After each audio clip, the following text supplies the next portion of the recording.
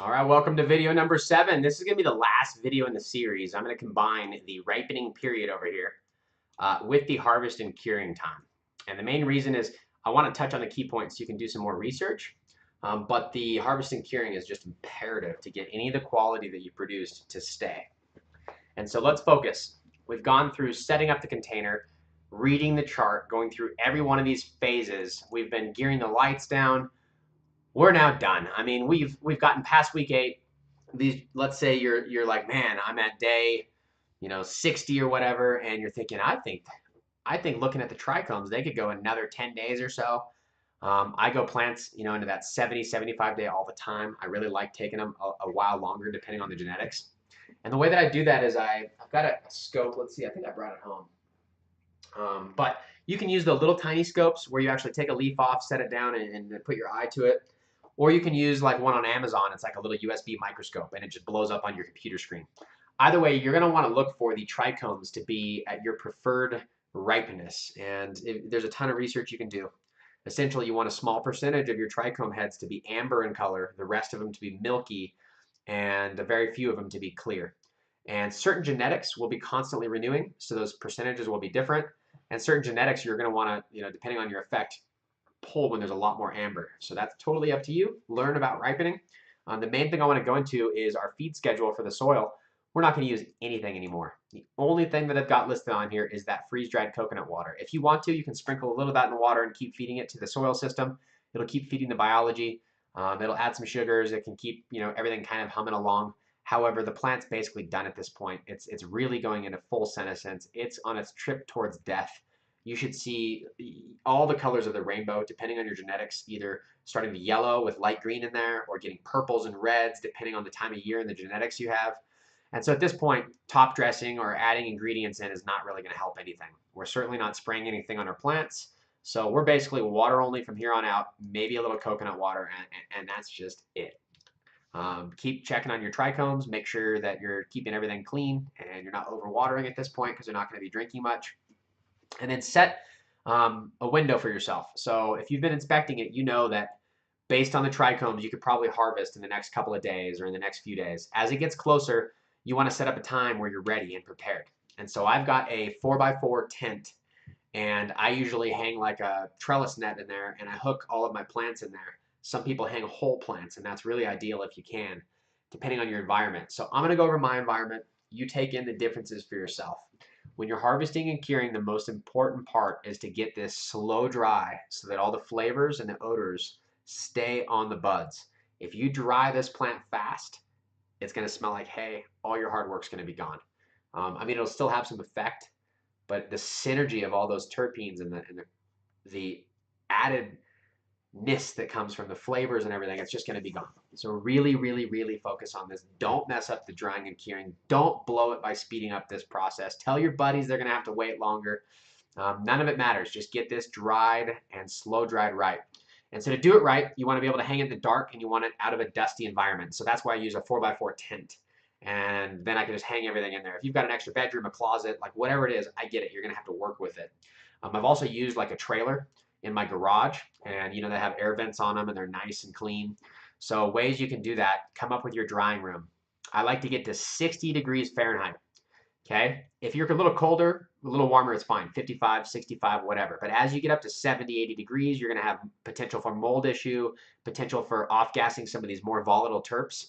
And I think that if you walk into your hanging room and you smell a lot of material, it's not good. That's all your terps just evaporating the air. And so that colder temperature is really going to help keep this process slow and not volatilize and speed up the process. The next thing is the humidity. If you get it too dry, it's going to dry these plants too quick. The more volatile terpenes, I mean, remember, a terpene and a terpenoid, those are what we're after. They're carbon and hydrogen, or carbon, hydrogen, and oxygen. And the more volatile ones with the oxygen are going to be able to change if there is not enough humidity and it's drying the plants out too quick. And so 60% humidity is ideal. Now, if you're closer to 70 degrees, you might want to be closer to 55% humidity. Keep this idea in a range. I know it's harder to hit perfect, but the ways that I do this is by keeping it like in a darker, colder, like a garage or something in the grow tent, so it's already cool, and I don't add any heat. If I need to, you can heat it a little, like if it's in the winter in a really cold spot, keep it about 60 degrees. And then the humidity in a small space like a 4x4 with all the plants in there usually raises right up to 60%. And then all I do is I open up an air vent or have a fan moving the air a little bit, and that'll keep it at 60% instead of going above that. And so on the first day, I have the vents open and it's usually 60% no problem. The second, third day, if it drops down to 55 or 50%, you want to close up a little bit of your vent and maybe turn your fan down just a little bit. The fan should not be directly hitting the plants, but should be maybe just blowing around your area, moving the air. So on here, 60 degrees, 60% humidity, 14-day minimum dry time. If you make it past 7 days, you're doing fine. If you make it past 10 days, you're going to have great flavor. If you get that total 14-day, then you're going to have that really phenomenal odor that you're looking for. Okay? And so at that 14-day period, heck, after 10 days, you should get the smaller branches, a little stem snap. And by 14 days, a good snap on the big branches, you're ready to go. At this point, either the whole plant is still there with all the fan leaves on, or individual branches are still there grouped together so that there's airflow, but so they're not molding. At that point, if you're ready to trim it all, bang it out. Most people aren't going to trim it all at once. They're going to maybe do it in a couple of days. And so depending on your schedule, when you do this all the time, it's going to be really important to maybe have some really clean tubs, like Rubbermaid tubs or whatever you're comfortable with. And you'll take these branches and either cut them to size or pull them off and set them in the Rubbermaid tub and stack them on each other by flavor or however you want to organize it. Put the lid on. This is going to continue that slow dry. Now that it's fully dry, it's not going to mold up. We can put it in the tubs, and essentially we could leave it in there until we're ready to smoke it, trim it up, and go. But it's going to be way better to get it in a jar cleaned up. So we put it in the tub. It's got a lot of lumber in there. It's got all the wood, like the branches that are in there. That'll keep the moisture up, so it's not going to hyper dry on us, even though it's just in a non-sealed tub with a lid on it. Now, whenever we have time to trim, you can grab your trim bin, you can grab your tub and your scissors, sit down and get everything put away. And because we've done 14 days of drying, because it's been sitting in these tubs slow drying while we're ready to trim, by the time we get these nugs off the stalk and into the jar, it's going to be at the perfect moisture. And every day you go to open that jar, it's going to smell good. You're never going to have this period where it gets too wet and smells bad, and then the smell kind of comes back. You don't want that. It should smell great all the time. And that is a key attribute of doing these slow dry. Don't mess that up. If you've got questions, email support@buildasoil.com.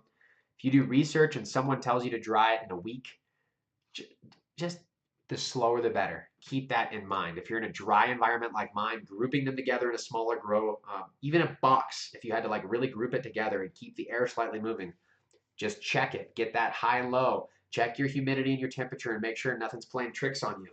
That's going to be the most important part of this grow, and I want you to get it right. Okay? That's the final video in the series. If you've watched this far, that means that you've gone through every step of the process. If you've already done this and followed along with me and did the grow, you're curing and you're drawing some of the best herb you've ever had, and that's going to be coming up soon. If you're like me and maybe you've gotten that around, this has happened before when I was starting to grow organic and I was like, man, I can't wait. I want to try some. You can cut a couple of them off and set them on the kitchen counter to dry maybe in a couple of days. If you just can't wait and you happen to have a food dehydrator around, you can put 1 or 2 little nugs on your food dehydrator, turn it down to like 90 degrees, the lowest temperature, and turn it on, and it'll dry within 24 hours, and you can get an idea of what it's like. It actually works pretty good. But when you go through the full slow dry and you get it in the jar for a couple weeks, at that point you're going to experience the very best result, the most power, the most flavor from your herb. And so consider that and make sure that you go through all the steps. I hope this series has been helpful for you. If you've got questions, we'd really like to answer it and fill in the gaps. And we're also going to do another grow here in the shop where I'm going to fill in videos that kind of go over the application of all the stuff that we've been talking about. Again, please ask us questions, YouTube, Instagram, Facebook, email to support@buildasoil.com. Call us. Let us know your experience here. And check out our other videos. In fact, I'm going to do another one here pretty soon on kind of where all this came from, because there's a lot of organic growers that are using some supplements that we like to call like a biostimulant, like the aloe and the aminos. There's a lot of brands out there, and I want to cover the reason why we settled on every single one of these products, because I feel they're the very best on the market. So keep in tune. Look out for our next videos on our blog, and I'll see you on the other side.